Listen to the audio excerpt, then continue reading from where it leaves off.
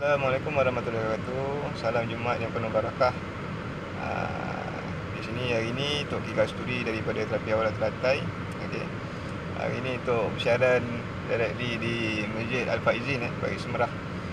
Jadi hari ini Tok nak kongsikan sikit perkara ataupun satu perkara yang lazim kita dengar, iaitu slip disc.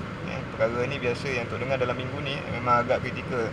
Dalam minggu ni saja ada 3-4 kes yang Tok dapat refer ataupun dapat maklumat tentang slip disc ni. Apakah sebenarnya slip disc? Okay. Slip disc merupakan senggat ataupun orang kata sela antara tulang belakang kita. Tulang belakang kita. Jadi kat tengah-tengah ni tulang belakang kita ada senggatnya. Itu dinamakan disc. Slip disc ni bukan terkehel. Maksudnya ada masalah ataupun kecederaan yang berlaku pada disc atau senggat tulang belakang kita ni tadi. Tak kira sama ada daripada kita punya pekerjaan harian ataupun ada kemalangan dan sebagainya. Jadi perlu diingat, bila kita sakit pinggang, tak semestinya slip disc. Dan slip disc adalah sepertinya memang sakit pinggang. Jadi siapa yang kena slip disc ni memang dia akan rasa satu masalah yang sangat berat pada dia. Nak bergerak, nak berpusingkan badan ataupun nak buat kerja rutin harian biasa dia tak boleh. Biasanya kita perlu, untuk slip disc ni kita perlu dapatkan maklumat dulu daripada perawat-perawat ataupun juru-juru urut ni. Agak payah nak dapat maklumat yang tepat. Sebab apa? Kerap kali disc yang berlaku ni ada sebelah dalam badan. Untuk sebagai tukang urut ni ataupun orang kata terapis ni, kita tak nampak sebenarnya apa yang berlaku pada disc tu. Jadi macam mana nak nampak kaedahnya? Memang kena pergi hospital. Kena pergi hospital buat sama ada MRI ke ataupun daripada untuk buat X-ray ke, kat situ akan nampak masalah tu. Sekiranya perlu dilakukan pembedahan, memang perlu untuk lakukan pembedahan. Jangan dibiarkan. Sebab apa? Kita risau kan, masalah disc yang berlaku ni dia akan keluarkan satu tonjolan ataupun ada lebihan yang kita risaukan dia akan mengganggu ataupun menyucuk pada kita, saraf belakang kita, saraf tunjang. Sekira perkara ni berlaku, tak ada cerita lain, dia akan mengakibatkan kelumpuhan ataupun paralyzed.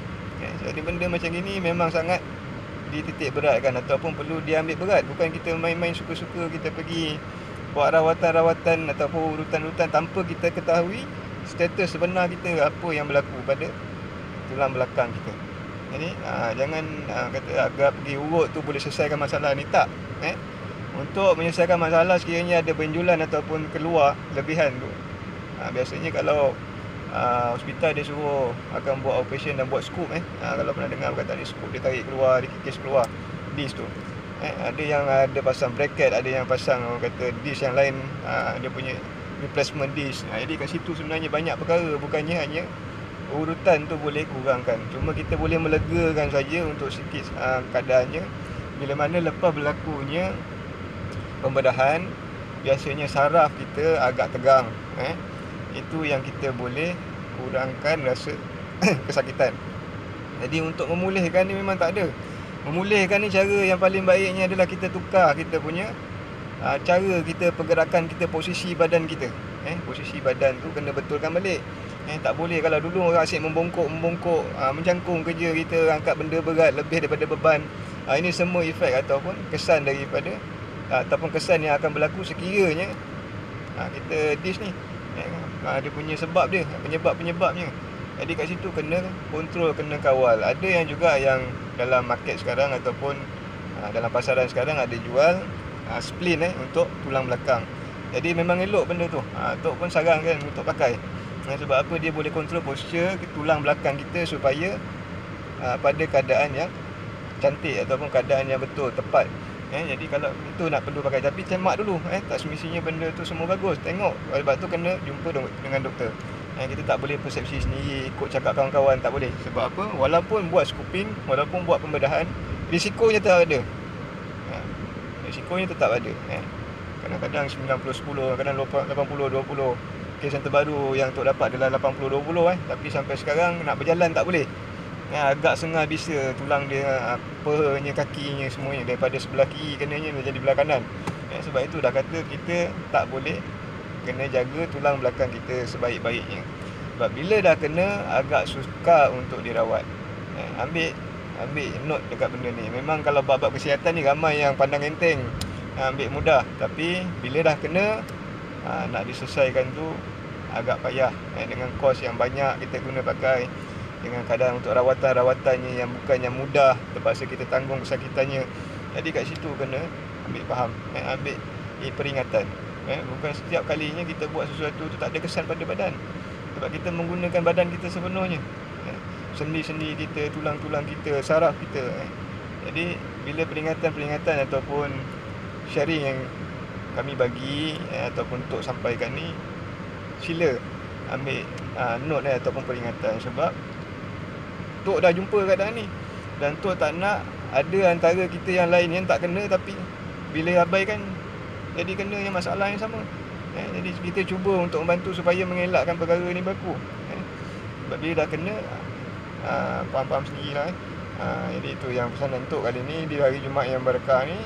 Ambil iktibar kita, ambil sikit orang kata maklumat daripada khutbah pada hari ni, saling mengingati, berkasih sayang. Jadi ini salah satu caranya kami berkasih sayang bila kita menyampaikan bagi nasihat yang baik. Mudah-mudahan ada antara kita yang baca ataupun tengok video ni dapat ambil iktibar daripada apa yang kami sampaikan, supaya kita semua berada keadaan yang sihat.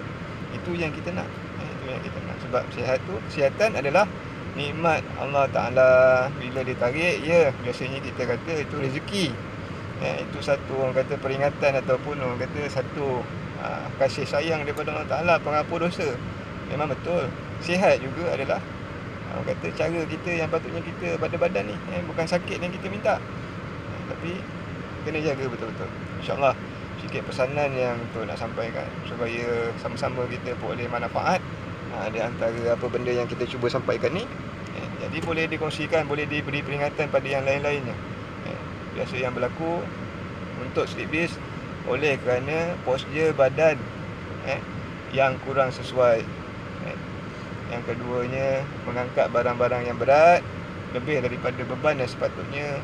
Yang ketiganya adalah kemalangan. Ini simptom ataupun risiko ataupun keadaan yang biasanya, penyebab yang biasanya berlaku sleep-beast. Mana-mana pun sekiranya dia bagi servis atau perkhidmatan yang kata dia boleh memulihkan sleep-beast, fikir-fikirkanlah. Sebab Tok sendiri sebagai perawat dan juga yang jumpa banyak kes-kes macam ini, jadi Tok pun sendiri bagi nasihat, pergi x-ray dulu. Pergi x-ray dulu, jangan terus tembak pergi urut dan sebagainya. Sebab bila kalau jumpa Tok sekalipun, Tok akan tanya apa doktor cakap, apa daripada report x-ray. Kalau misal kata ada clear, baru kita boleh buat kerja. Tak clear, tak boleh buat kerja. Sebab ini akan memberi risiko yang lebih besar. Faham? Okey, jumpa lagi pada vlog yang akan datang, tips yang akan datang yang Tok Ki Kasturi akan sampaikan. Sampai jumpa kita lagi. Kita jumpa lagi. Assalamualaikum warahmatullahi wabarakatuh. Terima kasih kerana telah menonton video kami ini. Jangan lupa untuk layari dan like page Facebook kami di Terapi Aura Teratai. Terima kasih.